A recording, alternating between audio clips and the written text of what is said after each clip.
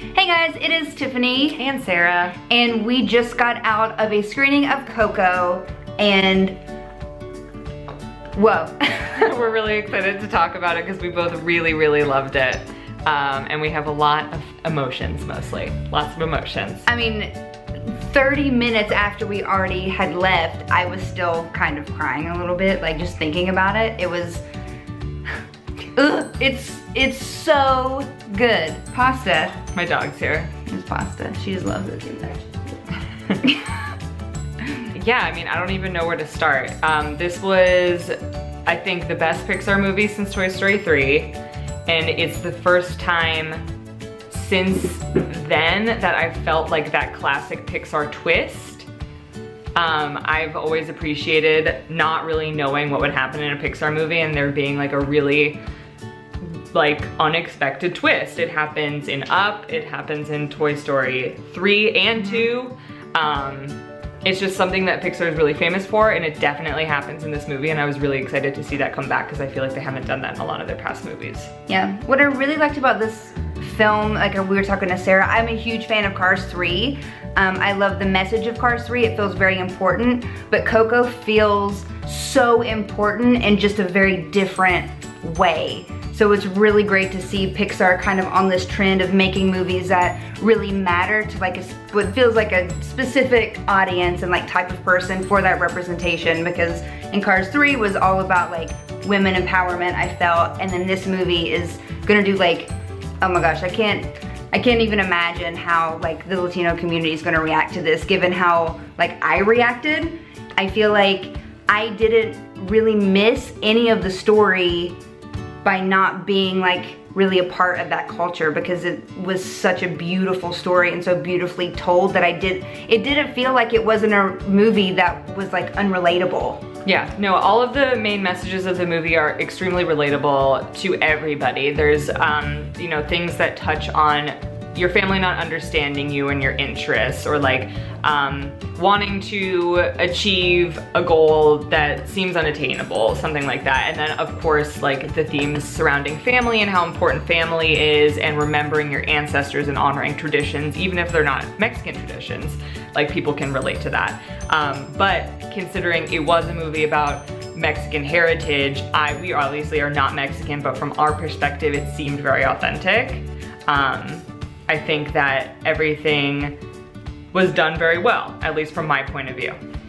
Yeah, I always expect to cry during a Pixar movie, and I still like can't believe like how hard this movie really hit me. It's like almost up level tier. It's like really like I was like, is this like my new Bing Bong moment? Like, is this, you know, I really, it's so good. It's one of those, it's like actually, it's hard to kind of talk about without crying again. It's hard to talk about without like spoiling anything. There's so many great, I don't even know where I was going with that, but yeah, no, it's just a very emotional movie. And like, of course it would be, with it being about family. Like, you knew it was gonna be emotional. Also, like, it being about dead ancestors, like, yeah, of course it's gonna be sad, but like, we weren't expected for how emotional we got during it. And to say I was concerned doesn't feel like the right kind of statement, but Pixar's never done a musical before. Right. And this there's amazing music in it, but it doesn't feel like a musical. Yeah, it doesn't feel like a Disney, like. No, nobody just breaks into song. You know, right. Miguel wants to be a musician, and yeah. so the songs like just, they fit right into the story. It doesn't feel, you know, no one's breaking into song, they're not like plopped back in. They all have like a purpose and an intent. They all happen in the context of a performance that's happening in the actual story. Mm-hmm. Like, yeah. Like as part of the plot. It wasn't right. just like, we're gonna put this song in here. Right. It was like, it was literally part of the plot to move the story forward. So I thought it was really well executed, especially in a culture where music is so important and prominent, yeah, as well. It was interesting. It took quite a while before we got the first song. I was sitting there for a while being like, we haven't got a song yet. And that's kind of like how it differs from a musical, like a musical. Like usually it's like right off the bat, there's like an intro song, there's an I Want song, the classic Disney I Want song, and it's not like that, but it still is a musical. There's like not actually a Want song, is there? No, there's not, but that's what I mean. It's like usually there's a structure, you know, like that song, villain song, like ending song, and that's not how this one goes, but it is still a musical. And the animation, yikes. Y'all know Pixar just like keeps elevating the photorealism, and this is no exception. I mean, it was one of, like, whenever you first see a Pixar movie, you're just like, wow, I'm watching a Pixar movie. Like, there's no question when you're watching a Pixar movie.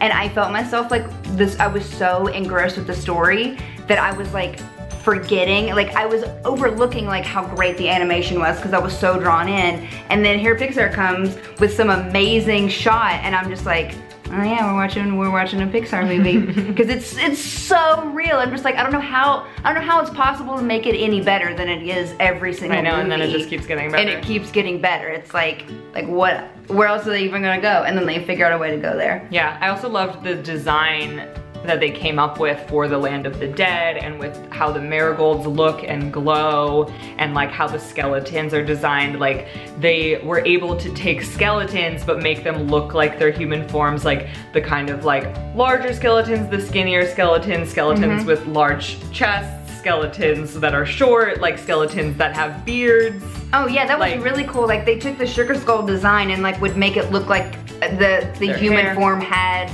like facial hair. It was really cool. Yeah, like it was really thoughtful.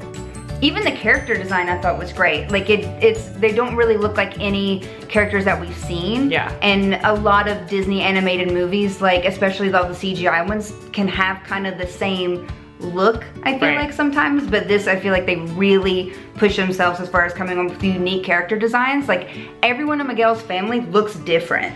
True.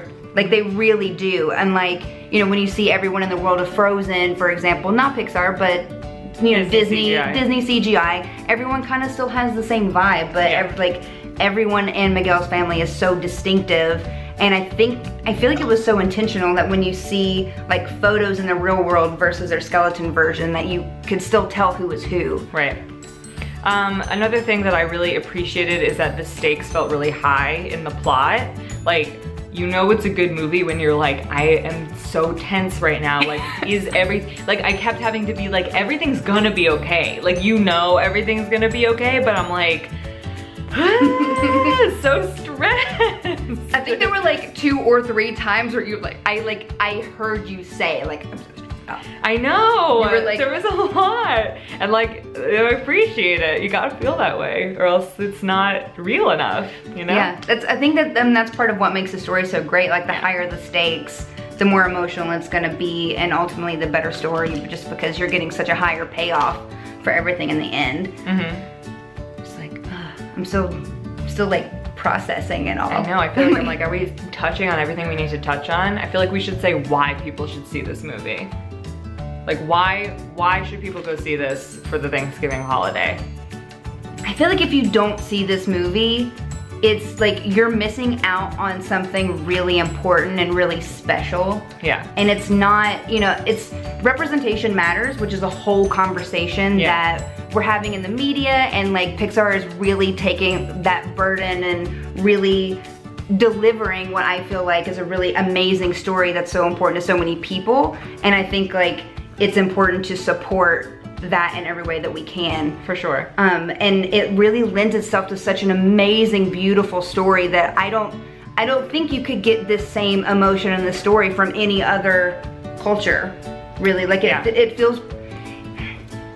feels specific, but it's executed in such a way that it's still so relatable, which is, I think, a feat in and of itself, and impressive that like is worthy of you going to the movies to see this. Yeah. I was telling Tiff right after we saw it that like, even as someone who learned in school about the Day of the Dead, I didn't feel about it ever in my life as I feel about it now. Like, I understand why it's such a significant holiday for Mexican people, and I think it's so wonderful, and I learned a lot from this movie, so it's like educational without kind of forcing it down your throat at all. And also considering that it's coming out around Thanksgiving, it's like the perfect Thanksgiving movie, because Thanksgiving is about being with family and like being grateful. And a lot of those themes are obviously super present in this movie. It's like, a lot of people have been like, why didn't this come out like around Halloween because skeletons? But like, it is a Thanksgiving movie, and I feel like everyone should see it opening weekend.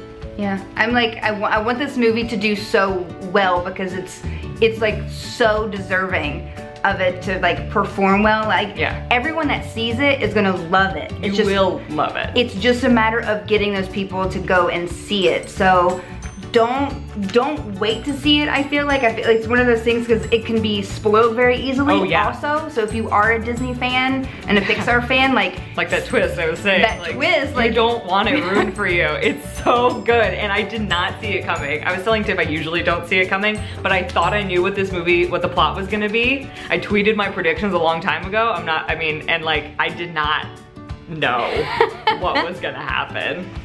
So yeah, I don't think anyone's gonna walk out of this movie disappointed on any level, like from an animation aspect, from a story aspect, from a character development aspect, from music, animation, everything. like everything, yeah. Yeah. It feels important. It feels like so Pixar. It feels so important for the 2017 movie.